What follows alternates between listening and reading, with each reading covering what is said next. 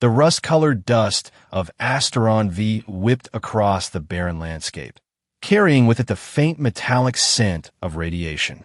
From his vantage point inside the hulking wreckage of an old cargo ship, half buried in sand, its metal skin corroded by years of exposure to the planet's harsh elements, Terran Hale surveyed the desolate wasteland through cracked goggles. The war between the Human Alliance and the Zalthar had ended years ago, but places like this remained no man's land, too contaminated or remote to be worth reclaiming. Terran adjusted the worn rebreather over his face and continued his search through the ship's storage compartments. Water and energy cells, that's what kept a person alive out here. His fingers, calloused from years of survival, methodically opened panels and compartments, hoping to find something overlooked by previous scavengers. Nothing again, he muttered to himself, the words hanging in the stale air of the abandoned vessel. His mind drifted, as it often did during these solitary expeditions, to his final days with the Scout Division of the Human Alliance. The screams, the orders that made no sense, the civilians who shouldn't have been there. He'd been trained to follow commands, not question them. But when he finally did start asking questions, the Alliance had made it clear there was no place for him anymore. So here he was, exiled to the fringes, taking odd mercenary jobs and scavenging to survive. He wondered sometimes if it was a form of self-punishment, choosing to live in the most inhospitable corner of the galaxy, amid the ruins of humanity's worst conflict. A metallic clang echoed through the ship's hull, jolting Terran from his thoughts. He froze, hand instinctively reaching for the pulse pistol at his hip. That wasn't the sound of settling metal or debris falling. Someone, or something, was aboard. Terran moved silently through the narrow corridor, decades of training guiding his movements. Another sound, a scraping, dragging noise, came from the lower cargo hold. He descended cautiously down a ladder whose rungs threatened to give way beneath his weight. The cargo hold was dim, illuminated only by thin shafts of red-tinged sunlight filtering through breaches in the hull. At first, he saw nothing unusual, just stacks of empty containers and broken equipment. Then a movement caught his eye. A figure in tattered armor leaned heavily against a bulkhead, breathing laboriously. Not human. Its silhouette was too angular, its skin a pale lavender where it showed through tears in its clothing. Zalthar. Terran raised his weapon instinctively. The Zalthar looked up, sensing his presence. It was female, her features sharper than a human woman's, but with an unmistakable elegance, even in her current state. A dark purple fluid, Zalthar blood, seeped from a wound at her side. What happened next defied everything Terran knew about the proud warrior race. The Zalthar woman, despite her obvious pain, pushed herself to her knees before him. Her head bowed in submission, a gesture so shocking that Terran nearly lowered his weapon in surprise. "Please, don't kill me," she said in accented but perfect English, her voice hoarse with exhaustion. Terran kept his pistol trained on her. "Who are you? What are you doing here?" "Hiding," she said simply, still not looking up. "Like you." Something about her manner, controlled despite her vulnerability, triggered a sense of recognition in Terran. He'd seen footage of Zalthar military commanders during intelligence briefings. This woman's bearing, even wounded and kneeling, carried authority. "You're military," he stated rather than asked. A pause. "I was a general." She finally looked up, meeting his eyes. "But that life is over now." Terran's finger tensed on the trigger. A Zalthar general. How many human soldiers and colonists had died under her command? The war might be officially over, but the wounds ran deep. Yet the sight of her, wounded, alone, seeking mercy, stirred something else in him. The same part that had questioned orders to clean up civilian witnesses. The part that had cost him his career and home. Why would a Zalthar general kneel to a human? He demanded. Her large, almond-shaped eyes studied him with unexpected intensity. "Because I need," she winced, clutching her side as more purple blood seeped between her fingers. "Don't trust what they tell you. About the war." Before she could finish, her strength failed her. She slumped forward, barely catching herself on one arm. Terran made his decision, holstering his weapon and moving to her side. He told himself it was strategic. A Zalthar general would have valuable intelligence. But in truth, he couldn't stand by and watch another die, enemy or not. "I'm going to help you," he said gruffly, examining her wound. "But if this is some kind of trap—" "Not a trap," she whispered as he helped her into a more comfortable position. "My name is Nala Sathi. I was once High General of the 3rd Zalthar Expeditionary Force." She gripped his wrist with surprising strength. "And I am now the most hunted being in this sector by both our peoples." Outside, the wind picked up, the beginnings of one of Asteron V's notorious radiation storms. They needed to move, and soon. As Terran applied a temporary seal patch to Nala's wound, using medical supplies from his pack, his mind raced with questions. "Why would both sides want you dead?" he asked. Nala's eyes began to close, shock setting in. "Because I know the truth," she murmured. "About Project Harbinger. About what our leaders planned. Together." Before Terran could ask more, the ship groaned ominously as the storm outside intensified. He checked the radiation monitor on his wrist, levels rising fast. They couldn't stay here. "Can you walk?" he asked. "With help," she responded, steeling herself against the pain. As Terran helped the alien woman to her feet, supporting her weight against his side, he wondered if he was making the biggest mistake of his life. But something in her words, in the desperate sincerity of her eyes, made him believe her. The storm was approaching rapidly, dust and sand already beginning to blast against the ship's exterior with increasing violence. Through the ship's broken viewports, Terran could see the sky darkening to an ominous crimson. The radiation would be lethal if they didn't find proper shelter soon. "We need to reach the old research station," Terran said, adjusting his grip on Nala. "It's about 2 kilometers east. Think you can make it?" Nala nodded grimly, her jaw set with determination. "I've marched through worse with plasma burns on both legs. This is merely inconvenient." Despite everything, Terran found himself almost smiling at her stoic response. Typical military, human, or Zalthar, they emerged from the crashed freighter into the gathering storm. Immediately, the wind assaulted them, carrying stinging particles that found every exposed bit of skin. Terran pulled his scarf higher and handed Nala a pair of emergency goggles from his pack. Her alien physiology might be different, but radiation poisoning would kill her just the same. The journey was brutal. The visibility dropped to mere meters as the storm intensified. Terran navigated by compass and memory, supporting more and more of Nala's weight as they struggled forward. Each step became a battle against the elements and exhaustion. Twice they had to stop and take shelter behind rock formations when radiation spikes made the air practically glow on Terran's monitors. During one such pause, huddled in the lee of a massive boulder, Nala spoke again. "Why are you helping me?" she asked, her voice barely audible above the howling wind. Was your enemy." Terran considered the question. "Maybe I'm tired of enemies. Maybe I just couldn't watch someone die when I could help." He paused. "Or maybe I want to know what secret is worth hunting down a decorated general for." Their eyes met through the dust-caked goggles. Something passed between them, a fragile, cautious understanding. After what felt like hours, the blocky silhouette of the abandoned research station appeared through the red haze.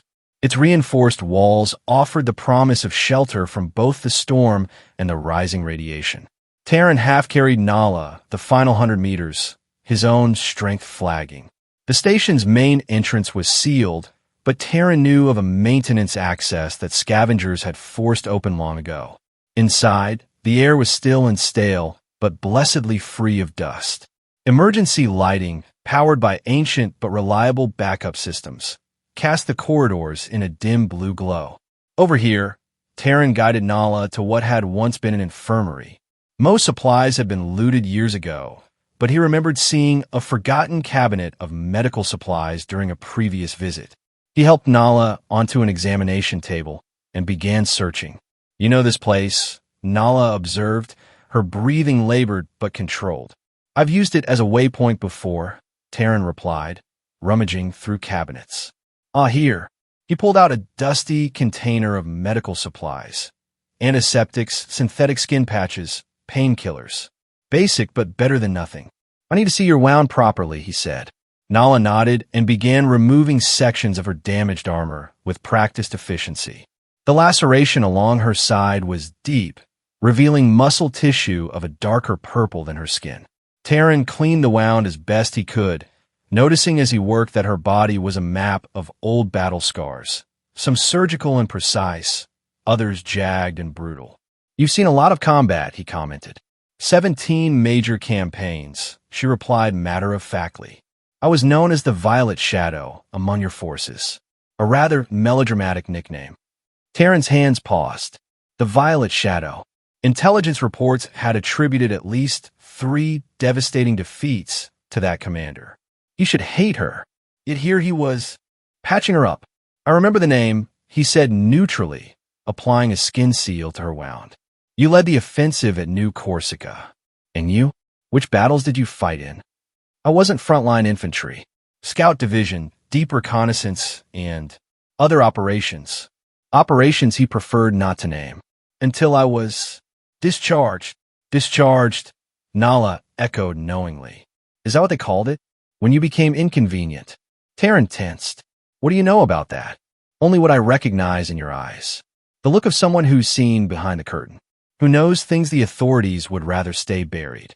She grimaced as the skin seal bonded to her tissue. The Human Alliance treated its truth-tellers no better than the Zalthar hegemony treated its dissenters. She was right, and that unsettled him. Taryn had been effectively blacklisted, his military credentials revoked, his testimony about civilian casualties buried under mountains of classification. In the eyes of the Alliance, he no longer existed. You said both sides want you dead. Taryn redirected the conversation. Why? Nala's expression darkened. Because I have proof that the war between our species was perpetuated long after both governments secretly agreed to terms. Because I can prove that millions died unnecessarily while our leaders collaborated on something far worse than war. Project Harbinger. Taryn recalled her earlier words. Yes. She reached for a small device attached to her belt, a communication unit of some kind.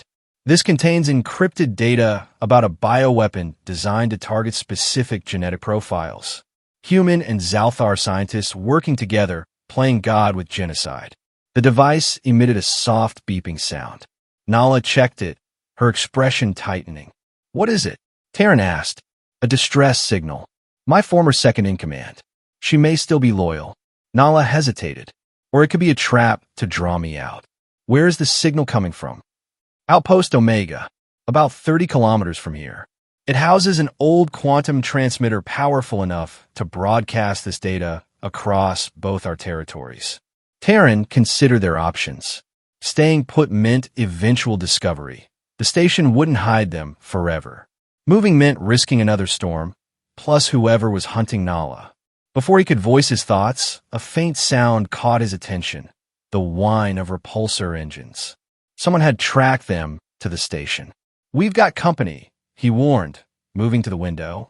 Through the dust-streaked glass, he could make out the outlines of a military-grade skiff touching down outside. Already, Nala struggled to her feet, wincing. They're persistent. Who are they? Could be Zalthar enforcers. Could be human mercenaries.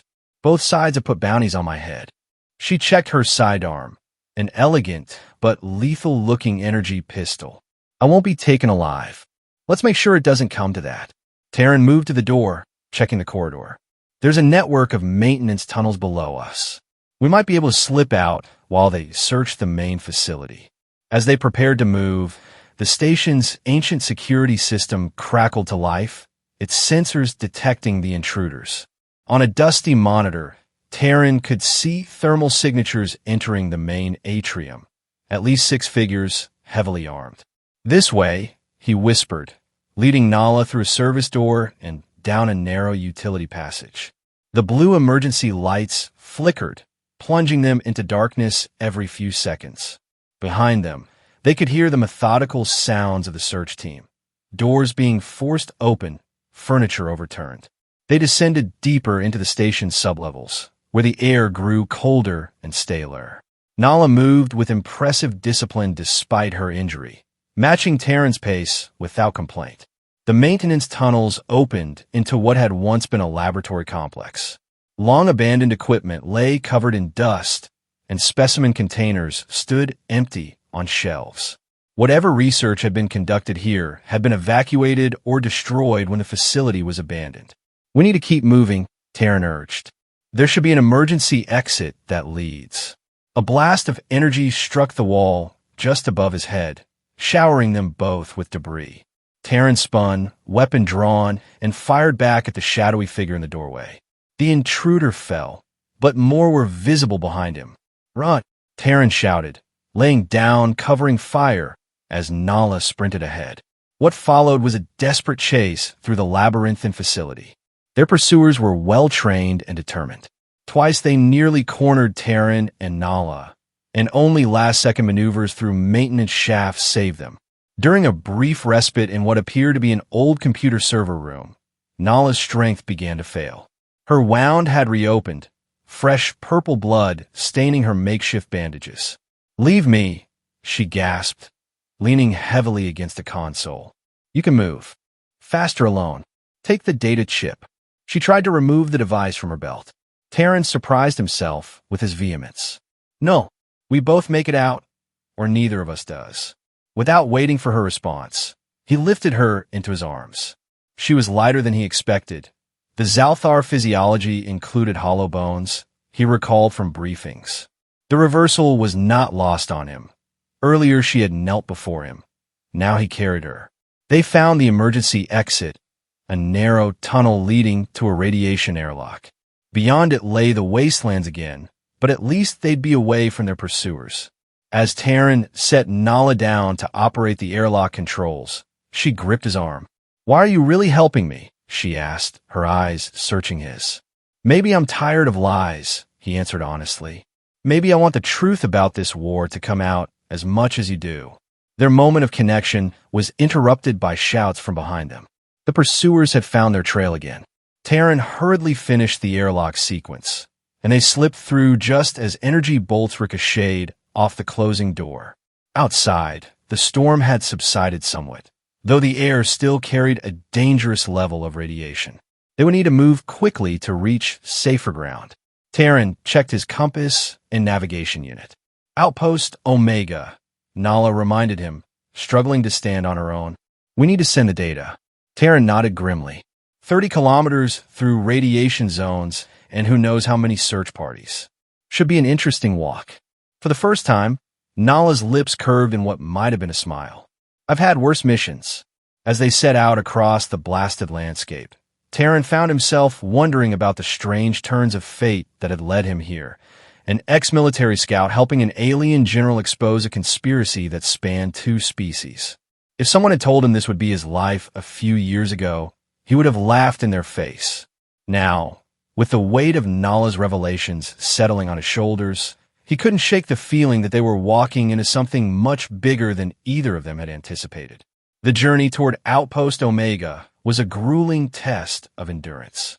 They traveled primarily at night when radiation levels were lower, hiding during the day in whatever shelter they could find, caves, wreckage, once even in the hollowed-out shell of a massive creature long dead. During these periods of forced proximity, Terran learned more about Nala. She had risen through Zalthar military ranks quickly, earning respect for her tactical brilliance rather than the familial connections that typically governed their hierarchy. When she spoke of battles, it was with clinical precision, but when she mentioned the soldiers under her command, both those who survived and those who didn't, a different quality entered her voice. Responsibility, perhaps even regret. During one such rest period, sheltered in the lee of a massive fallen obelisk that had once been part of an earlier colonization attempt, Nala finally explained more about Project Harbinger. "It began as separate research programs," she said, checking the seal on her wound. "Both our species were developing bioweapons, targeted pathogens. Standard wartime research." She looked up at Terran. But then something changed. Our respective intelligence services discovered that certain genetic variables made the weaponization process more effective. Variables that existed in both human and Zalthar DNA. So the research teams were combined, Terran guessed. Nala nodded.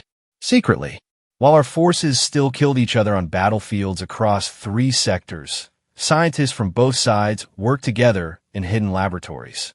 They created something monstrous, a pathogen that could be calibrated to target any genetic profile. A weapon that could exterminate entire bloodlines while leaving others untouched. Who authorized this? The highest levels. Your Supreme, Commander Vega. Our Archon Trellix. They saw it as the ultimate deterrent, assured destruction that could be precisely controlled. Terran's mind reeled. He had suspected corruption, cover-ups of battle atrocities. But this was different. This was calculating genocide on an industrial scale. How did you find out? He asked. I was to oversee security for one of the transfer stations. Standard rotation duty, nothing unusual. But one of the research assistants, a young Zalthar scientist, became distressed by what she was seeing. She smuggled out data, tried to reach me specifically because of my reputation for ethical rigidity. Nala's expression hardened. Before she could deliver it personally, she was found dead. Lab accident, they called it. But she had already encrypted the data and set it to reach me through back channels.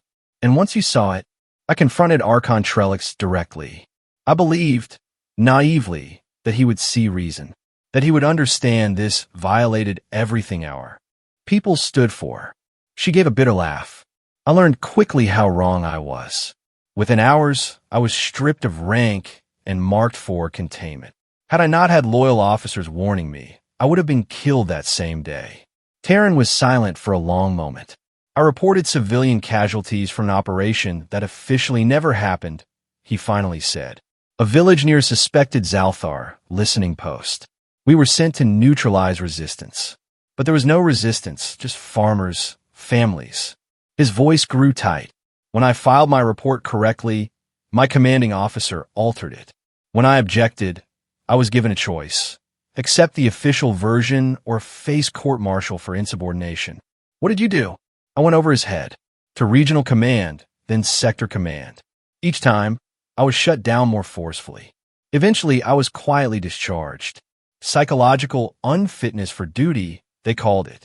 My records were sealed. My testimony buried. Nala studied him with new understanding. We are not so different, you and I, both betrayed by the institutions we served faithfully. Before Terran could respond, a high-pitched beep emanated from Nala's communication device. She checked it quickly, her expression alert. What is it? Terran asked. The signal's changed. It's a direct communication attempt. She hesitated, then activated the receiver. A harsh voice filled the air, speaking in the clicking, consonant-heavy language of the Zalthar. Nala's expression remained neutral, but Terran saw her hands clench. What are they saying? He asked when the transmission ended. It was General Krevtak, my former second-in-command. He says they've tracked us to this region. They're giving me one opportunity to surrender myself and the data, or they'll sterilize the entire area. They'd irradiate an already contaminated zone just to get to you? No, Nala said grimly. They'd use a prototype of Project Harbinger itself. A field test, killing 2 objectives with 1 deployment. The implication chilled Terran to the core. How long do we have? 6 hours. Then they commence atmospheric deployment. They moved with renewed urgency after that, pushing through fatigue and pain. As dawn broke, casting the wasteland in sickly crimson light, they finally caught sight of Outpost Omega in the distance. Unlike the research station, this structure was more obviously military. A communication relay hub built into the side of a low mountain range, its transmission arrays pointing skyward like accusing fingers. It looks intact, Terran observed, surveying the facility through his scope. No obvious activity. The primary systems would have shut down after abandonment, Nala explained, but the quantum transmitter has its own power source. If it hasn't been damaged or looted, we can use it to broadcast the data package to every major communication hub in both territories. They approached cautiously, aware that the outpost might be under surveillance. The main entrance was sealed with military-grade locks, but Nala produced a small device from a hidden compartment in her armor. "Command override," she explained. "If they haven't purged my credentials from the system yet, this should still work." To Terran's relief, it did. The massive doors groaned open just enough for them to slip inside. The interior was dark but largely intact, a stark contrast to the chaotic dereliction of the research station. Here, everything had been shut down methodically, equipment covered and secured as if the occupants expected to return.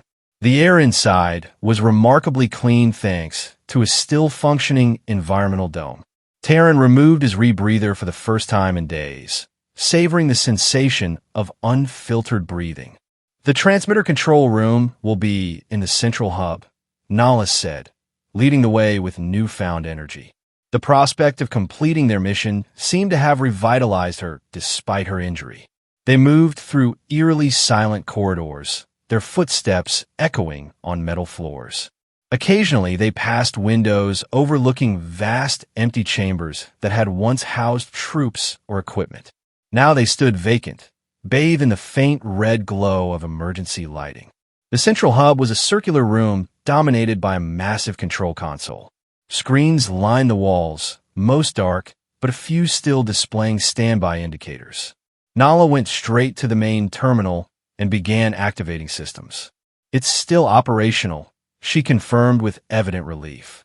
"Minimal power, but enough for our needs. I'll need a few minutes to bring the transmitter online and format the data for broadcast." Terran took up position by the door, weapon ready. "Make it quick. I don't like how easy this has been so far." Nala worked efficiently, her six-fingered hands moving across the controls with practiced ease. Screens flickered to life, displaying diagnostic information and system status reports. The gentle hum of machinery filled the room as dormant systems awakened. "The transmitter needs time to warm up," she explained. "Its quantum components can't be activated instantly after years of dormancy. 3 minutes to full capability." Those 3 minutes stretched agonizingly. Terran's instinct screamed that something was wrong. It had been too simple, their entry too uncontested. He kept his eyes on the corridor outside, expecting an ambush at any moment. When it came, however, it wasn't from the direction he expected. A side door to the control room, one they hadn't noticed, slid open, and a tall figure stepped through. Terran whirled, weapon raised, but froze at the sight before him. The newcomer was human, a man in his 60s, wearing the distinctive uniform of a high-ranking Alliance officer. His silver hair was immaculately groomed, his posture ramrod straight despite his age.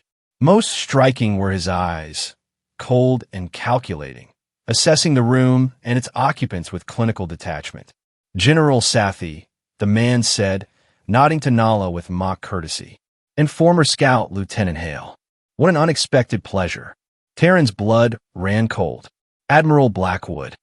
Admiral Terrence Blackwood, Supreme Military Coordinator of the Human Alliance's Eastern Quadrant. Terran had never met him personally, but every soldier knew his reputation. Brilliant, ruthless, utterly devoted to humanity's expansion. "I'm gratified you remember me, Lieutenant, despite our never having been formally introduced," Blackwood said smoothly. "Though I certainly remember you. Your persistent inquiries about Operation Stillwater caused quite a stir in high command." Behind them, Nala continued working at the console, though Terran could tell she was listening intently. "How did you find us?" Terran demanded. "Please," Blackwood made a dismissive gesture. "Did you think General Sathi's communication device wasn't being monitored? Every transmission to and from it has been tracked. We've been guiding you here from the beginning." More figures appeared in the doorway behind Blackwood, soldiers in unmarked combat armor, weapons trained on Terran and Nala. The distress signal, Nala realized aloud. It was bait. Indeed, Blackwood stepped further into the room. "Though I must admit, I expected you to arrive alone, General. Recruiting human help was unexpected, especially this particular human. We know about Project Harbinger," Terran said, his weapon still raised despite the overwhelming odds. We know what you and the Zalthar leadership have been developing. Developing? Blackwood's eyebrows rose slightly. My dear Lieutenant, Project Harbinger is far beyond development. It's ready for deployment. In fact, the first targeted release is scheduled within a month. A regrettable but necessary step to ensure humanity's continued dominance in this sector. Nala's hands had stopped moving on the console. The war is over, Admiral. We signed peace accords. Peace is a temporary condition, General, as you well know. Your people are rebuilding just as we are. In 5 years, perhaps less, hostilities would inevitably resume. Project Harbinger ensures that doesn't happen, at least not on equal terms. Terran's mind raced. They were outnumbered and outgunned. The transmitter was nearly ready, but they needed time. Why target your own people? He asked, trying to keep Blackwood talking. The data shows Harbinger affects human genetic markers too. Selective application, Blackwood explained, pacing slowly. Certain colonial populations with high rates of dissent, troublesome political factions. The beauty of Harbinger is its precision. We can remove obstacles to stability without conventional warfare. You mean without witnesses? Terran countered. Without accountability. Call it what you will. The Admiral stopped pacing. Now, General Sathi, I'll need that data device you've been carrying. The Zalthar hegemony has been most insistent that all copies be accounted for. For a moment, no one moved. Then, to Terran's astonishment, Nala stepped away from the console and sank to her knees before Blackwood. Her head bowed submissively, a gesture so unexpected that even the Admiral seemed taken aback. You're right, Admiral, she said, her voice suddenly soft, subservient. This conflict is bigger than any of us. I see now that resistance is futile. Terran stared in disbelief. After everything they'd been through, was she surrendering? But then he caught the briefest glance from her, a flash of her eyes toward the console, where a progress bar was silently filling. The transmission was preparing to send. She was buying time. Blackwood smiled thinly. A wise decision, General. The Zalthar were never known for their capacity to surrender gracefully. Perhaps you're evolving as a species. He gestured to one of his soldiers. Retrieve the device. As the soldier approached, Nala remained kneeling, head bowed. Terran tensed, ready to act, but unsure what her plan was. The moment the soldier came within reach, Nala moved with explosive speed. Her hand shot out, gripping the soldier's wrist and using his own momentum to pull him off balance. In the same fluid motion, she rose to her feet, twisting the soldier's arm and seizing his weapon. Chaos erupted. Terran dove for cover behind the console, firing at the other soldiers. Nala, with remarkable precision despite her injury, disabled 2 more before taking position beside him. The transmission, she shouted over the din of energy weapons. Terran glanced at the console. The progress bar was complete, but it needed final authorization. He lunged for the controls, fingers finding the activation sequence just as a bolt of energy scorched the console beside his hand. Authorization required, an automated voice announced. Override, Sathi 7 Delta 9. Nala called out, firing steadily at their attackers. Transmission commencing. The system confirmed. Quantum distribution in progress. Blackwood's face contorted with rage. Stop them, he bellowed. But it was too late. The massive transmitter arrays outside the facility had already activated, sending the encrypted data package to every major communication hub in human and Zalthar space simultaneously. Within minutes, the evidence of Project Harbinger, its development, its intended targets, and the conspiracy behind it, would be available to military commanders, civilian leaders, and media outlets throughout the sector. It's done, Terran confirmed, checking the system status. Full distribution complete. Blackwood's response was cold fury. Then you've accomplished nothing except ensuring your own deaths will be particularly unpleasant. He raised his personal sidearm, an officer's plasma pistol, and aimed it at Nala. Starting with you, General. Before he could fire, the facility shook violently. Warning klaxons blared to life, and emergency lights flashed. Orbital bombardment detected, announced the automated system. Structural integrity compromised.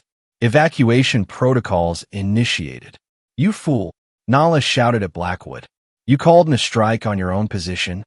The Admiral's expression was grim. "If we can't stop the transmission, we can at least ensure no one survives to validate it. A regrettable but necessary sacrifice." Another impact rocked the facility, more violent than the first. Ceiling panels crashed down, and support beams groaned ominously. "We need to move," Terran urged, grabbing Nala's arm. "This place is coming apart." They made a desperate break for the exit, using the confusion of the bombardment as cover. Blackwood and his remaining soldiers were doing the same, all thoughts of capture forgotten in the face of imminent destruction. The corridors had become treacherous, debris falling, support systems failing, fires breaking out where energy conduits had ruptured. Terran and Nala navigated the chaos, helping each other over obstacles and through hazardous sections. They had almost reached an emergency exit when a massive structural beam crashed down directly in their path. Terran managed to pull Nala back just in time, but their route was blocked. "There's another way," Nala insisted, pointing to a maintenance access. "Through the lower levels. It leads to a vehicle bay. If we're lucky, something might still be operational." They descended into the bowels of the outpost as the bombardment continued above.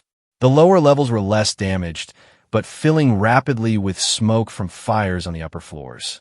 They moved quickly, Nala leading the way despite her injury, which had begun bleeding again with the exertion.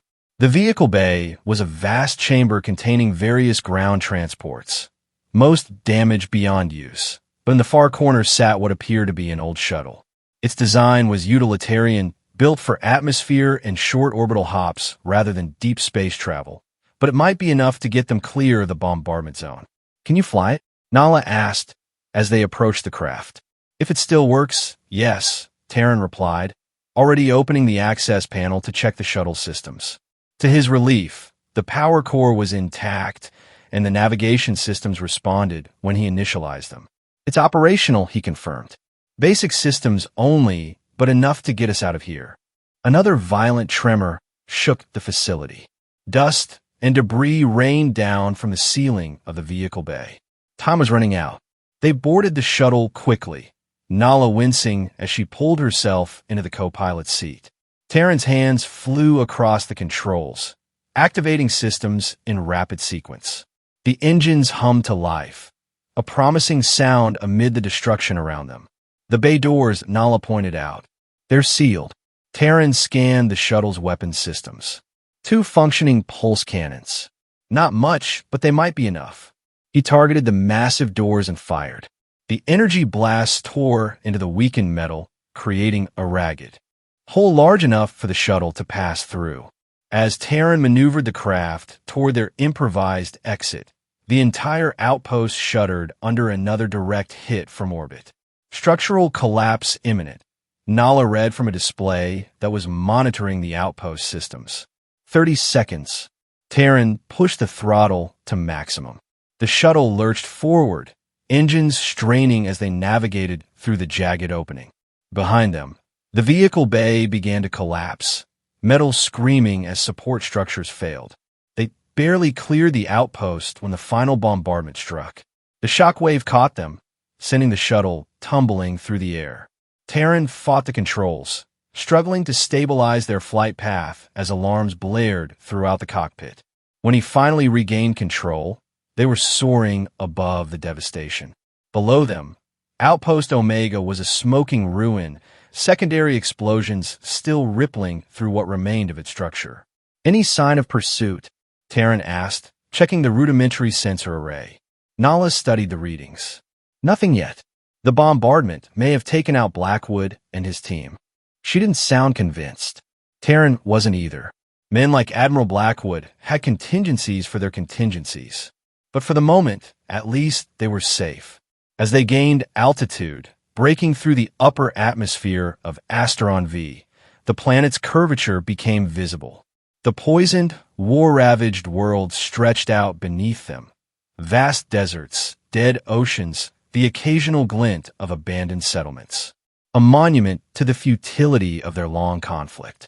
Where to now? Taryn asked. Nala was silent for a moment, her gaze fixed on the viewport. The transmission went out. The data is spreading across both our territories. But data alone won't be enough. They'll try to discredit it, claim it's falsified. We need to testify, Taryn realized. Put faces to the accusations. Yes, there's a neutral trading station in the Proxima sector. It's frequented by journalists from both human and Zalthar territories. If we can reach it, make our case publicly. Taryn nodded. No more hiding, no more running. We bring everything into the light. It won't be easy, Nala warned. Blackwood's superiors, my former commanders, they'll do everything possible to silence us. And many will refuse to believe that their leaders could conspire on something like Harbinger. Maybe, Taryn acknowledged. But enough will listen. Enough will question. And questions are all we need to start with. As they set course for the Proxima sector, Nala suddenly slumped in her seat, her hand pressed to her side. The wound had reopened again, more severely this time. You need medical attention, Taryn said, concern evident in his voice.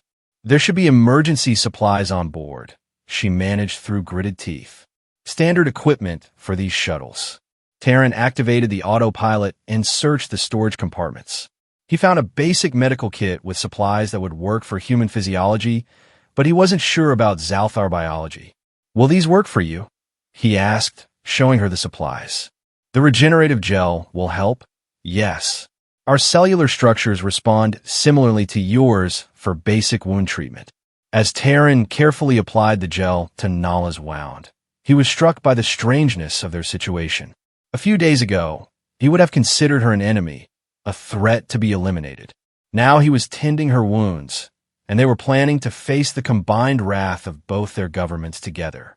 Earlier, in the control room, he said as he worked when you knelt before Blackwood. For a moment, I thought that I had betrayed you. Nala's lips curved in a small, pained smile. I needed to create a distraction to buy those final seconds for the transmission. Sometimes appearing to submit is the most effective way to catch an opponent off guard. Like when you first knelt before me in that wrecked freighter. Her expression grew thoughtful. That was different. I was genuinely at your mercy.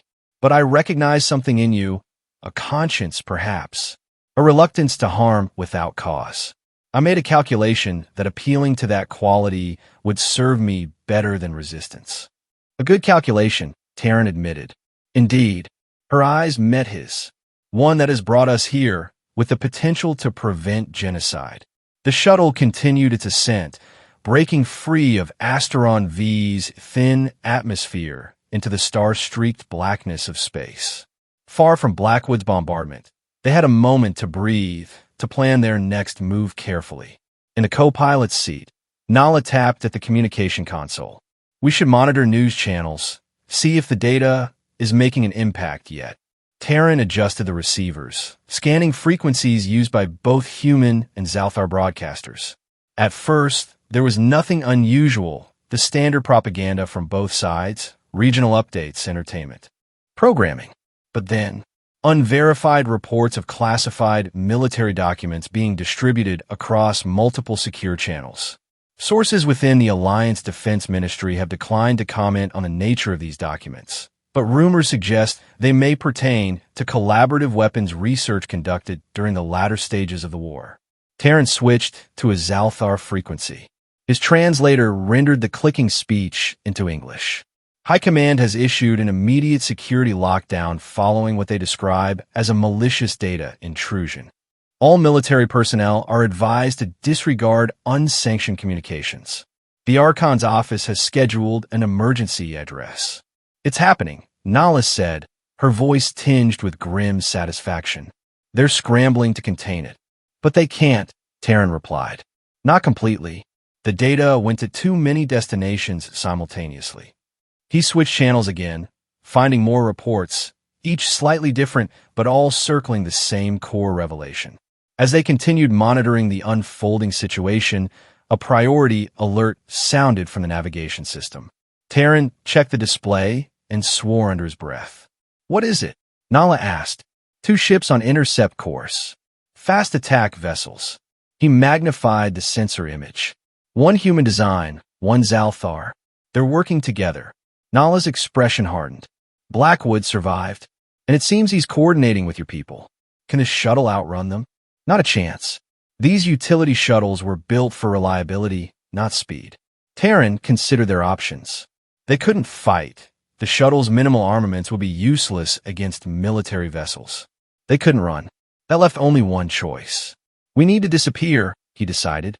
There's an asteroid field near the edge of this system. If we can reach it, use the larger bodies for cover.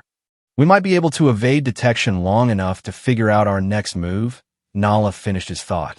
Terran adjusted their course, pushing the shuttle's engines beyond their recommended limits.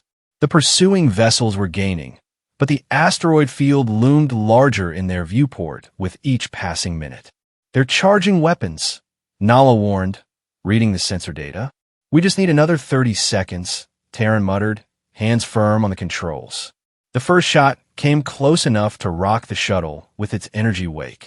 Warning lights flashed across the console as systems protested the strain and the proximity of weapons fire.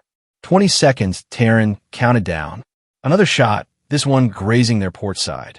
Damage alarms blared, but the critical systems remained functional. 10 seconds. The asteroid field filled their viewport now, a chaotic dance of tumbling rocks ranging from car-size to massive planetoids. Navigating through it would be dangerous even without pursuit, but they had no choice. Brace yourself, Terran warned as they plunged into the field. He weaved the shuttle through the spinning debris with instinctive precision, his years of scout training paying off. Behind them, the military vessels hesitated at the edge of the field. Their superior firepower was offset by their larger size and less maneuverability. They're splitting up, Nala observed. Trying to flank us. Good, Terran said grimly. Harder for them to coordinate in here. They penetrated deeper into the field, the density of asteroids increasing.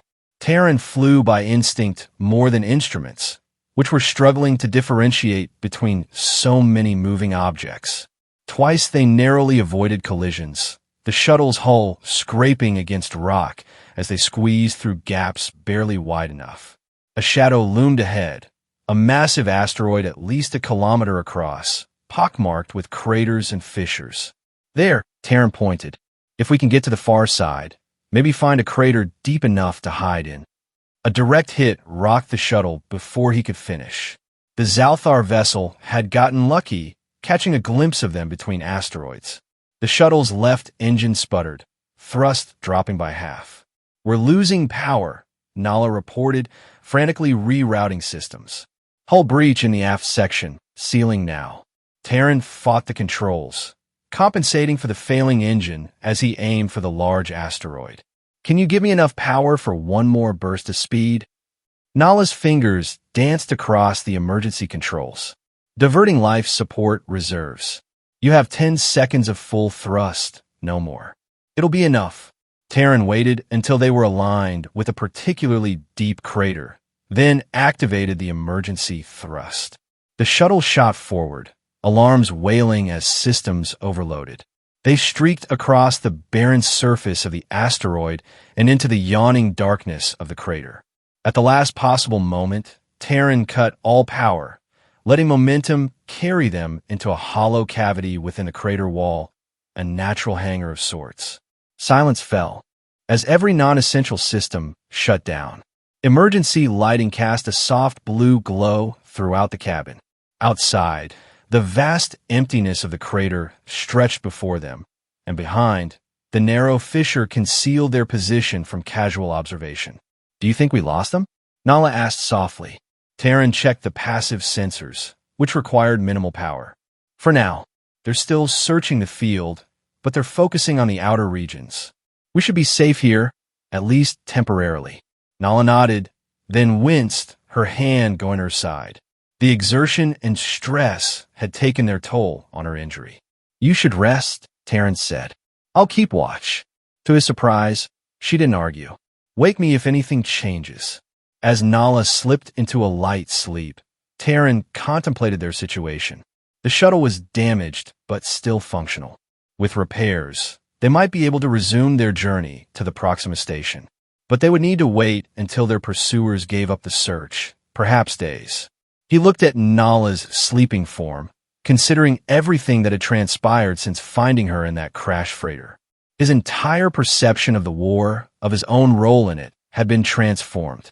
What had seemed like clear lines between ally and enemy, right and wrong, had blurred into shades of moral ambiguity. Yet amid that ambiguity, certain truths stood stark and undeniable. The leaders he had trusted had lied. They had prolonged a war that could have ended sooner, saving countless lives. They had developed weapons that violated every ethical principle both species claimed to uphold. And here he was, trusting his life to a Zalthar general, a woman who had once commanded forces against his own people, who had knelt before him in a desperate gambit for survival, and who now fought alongside him against the corruption that spanned their two civilizations. Hours passed as Terran maintained his vigil. Occasionally, he caught glimpses of the search vessels passing in the distance, their scanning beams sweeping across the asteroid field. But none came close to their hiding place. Eventually, Nala stirred, her eyes opening with the immediate alertness of a soldier accustomed to waking in dangerous situations. "Status?" she asked simply. "They're still searching, but less actively now. I think they're starting to give up." She nodded, sitting up carefully. "The shuttle? I've run diagnostics. The hull breach is manageable. Emergency sealant is holding. The damaged engine is the bigger problem.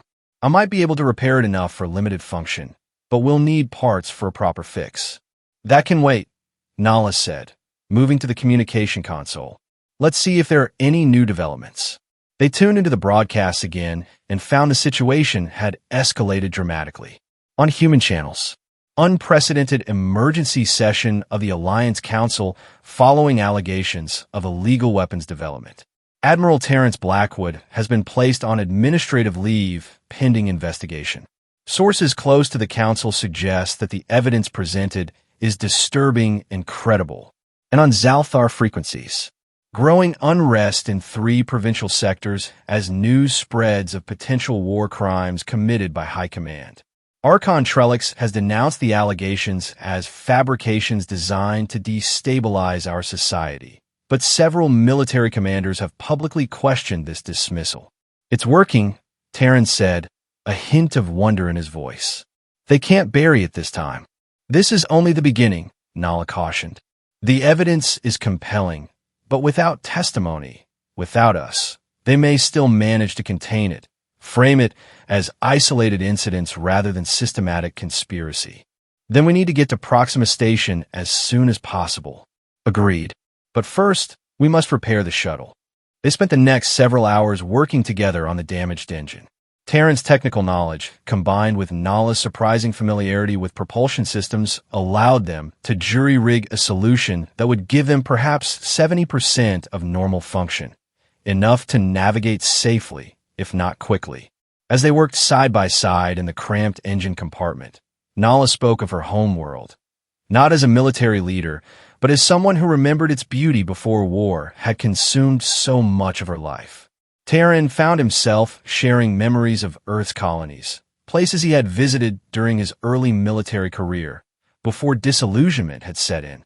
These quiet exchanges, personal rather than tactical, formed a different kind of bond between them, one based not on necessity or shared danger, but on mutual understanding.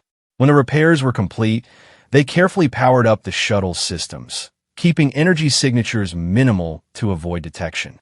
The search vessels had moved to a different sector of the asteroid field, giving them an opportunity to slip away unnoticed. "Plot a course. That keeps us within the field as long as possible," Nala suggested. "Once we're clear, we can make a direct run for Proxima." Terran nodded, inputting the coordinates. "It'll be a slow journey this way, but safer."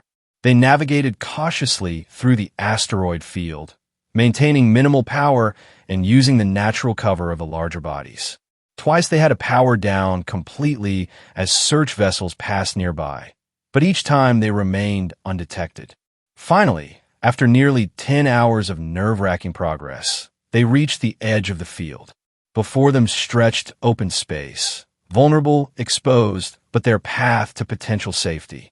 Last chance to reconsider, Terran said, hands poised over the thrust controls. Once we commit to this course, we're visible to anyone looking in this direction. Nala's expression was resolute. We've already committed. The moment we sent that transmission, there was no turning back. Terran nodded and engaged the engines. The damaged shuttle surged forward, leaving the protection of the asteroid field behind.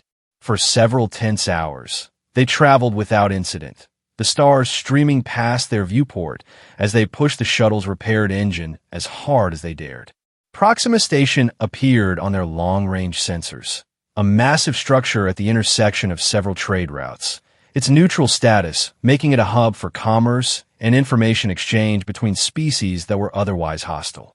They were still several hours away when Nala suddenly straightened in her seat, attention fixed on a sensor reading. Multiple vessels approaching from Sector 4, she announced. Military configurations. Terran, check the readings. They're on an intercept course. We can't outrun them. Not in this condition. No, Nala agreed. But perhaps we don't need to. She gestured to the communication array. We're within broadcast range of Proxima Station now. Understanding dawned on Terran. A public appeal. Exactly. If we can transmit our testimony, along with supporting evidence, to the station's main information exchange, everyone present would receive it simultaneously. Merchants, travelers, journalists. Too many witnesses for them to silence. Terran quickly adjusted the communication settings, establishing a link to Proxima's public information network. Meanwhile, Nala prepared a data package, a condensed version of the Harbinger evidence, supplemented with their own identities and a brief explanation of their situation. We should record a direct message as well, Terran suggested. Something personal that can't be dismissed as fabricated data. They positioned themselves before the shuttle's small camera.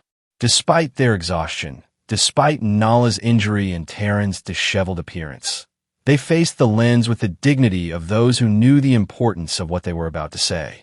Terran spoke first. My name is Lieutenant Terran Hale, formerly of the Human Alliance Scout Division.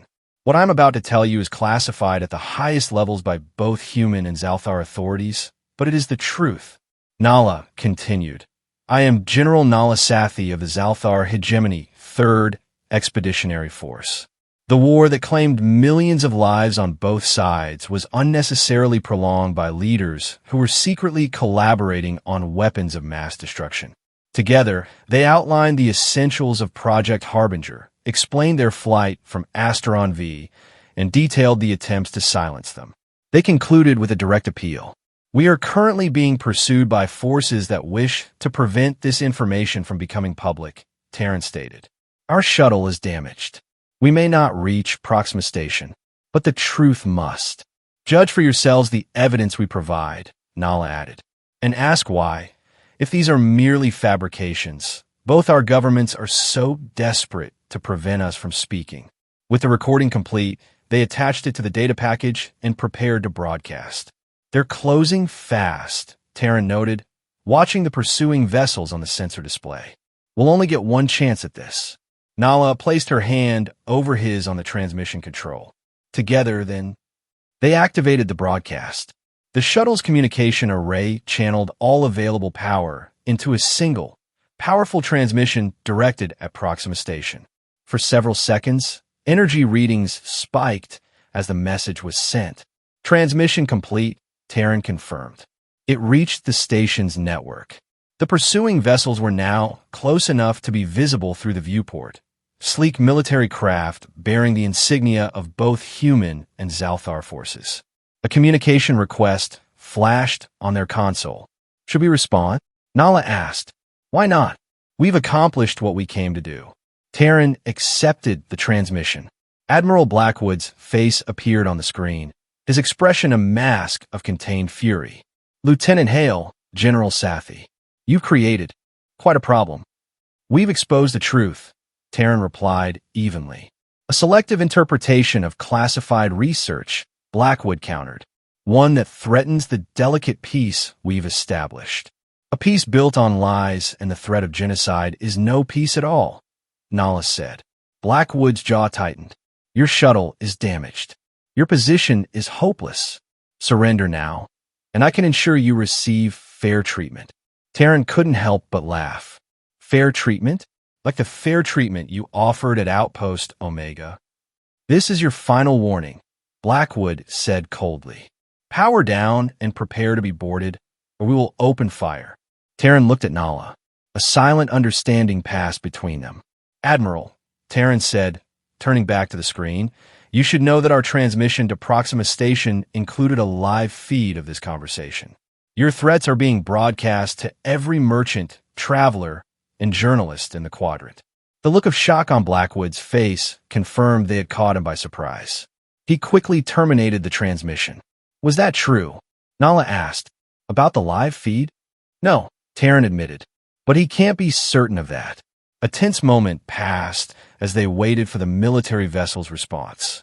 Would they risk firing on them now, with the possibility that such an action might be witnessed by countless neutral observers? The answer came in the form of the vessels breaking off their approach, maintaining distance but not withdrawing entirely. A temporary reprieve, Nala observed. But enough for us to reach Proxima, Terran said, adjusting their course. They won't risk an incident in neutral space, not with the evidence already public. As they continued their approach to the station, news began filtering back through the communication channels. Their transmission was spreading rapidly through Proxima's networks and beyond. The station's administrative council, responding to the unprecedented situation, had granted them emergency diplomatic protection, a status that would prevent either human or Zalthar authorities from taking direct action against them once they arrived.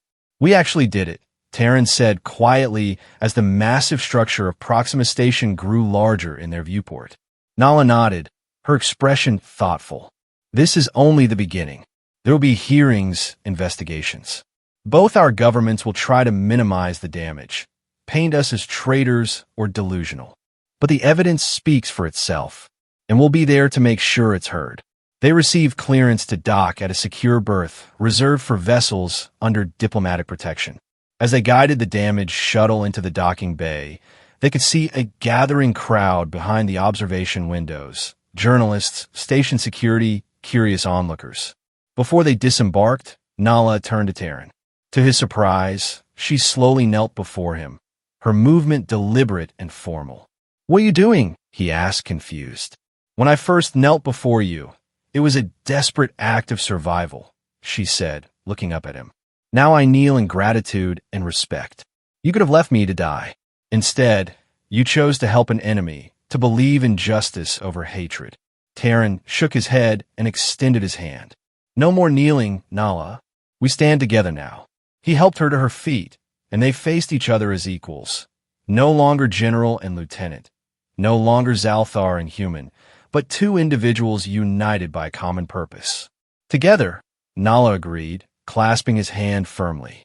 As they prepared to face the crowd waiting outside, to tell their story to a galaxy that needed to hear it, Terran felt something he hadn't experienced in years. Hope. Not just for himself or for Nala, but for their peoples. The road ahead would be difficult, fraught with opposition and danger. But they had taken the first, crucial step. They had brought the truth into the light. And in doing so, they had created the possibility of a genuine peace. One built not on threats and secrets, but on honesty and shared understanding. The shuttle doors slid open, revealing the bright lights and expectant faces of those gathered to witness this historic moment. Side by side, the human scout and the alien general stepped forward to meet their future.